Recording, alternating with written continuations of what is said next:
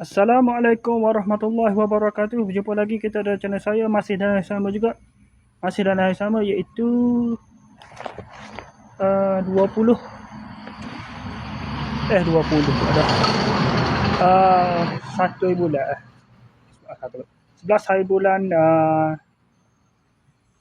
Januari 2024 Masehi, 2025 Masehi, bersamaan dengan 11 Rajab 1446 Hijriah.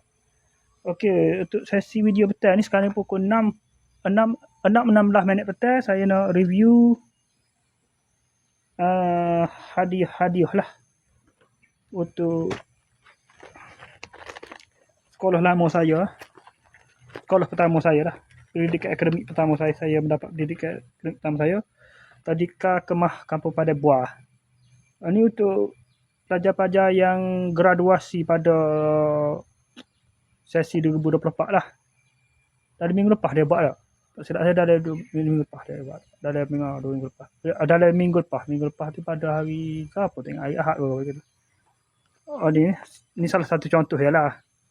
Tunjuk ni satu contoh lah. Dia ada 5 semua. Ni satu daripada 5 lah.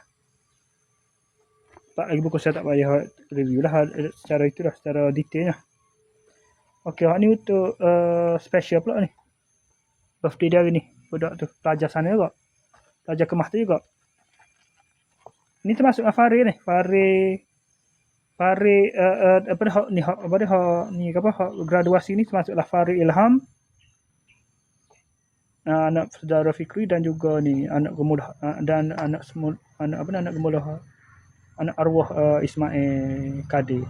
Ismail Kadir bukan? Ismail bin Muhammad Kadir pula lah. Kadir gang lain.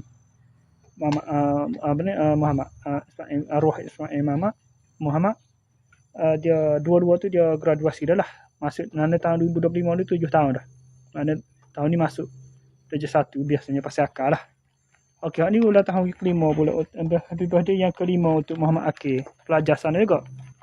Pelajar sana dia duduk sekitar situ je.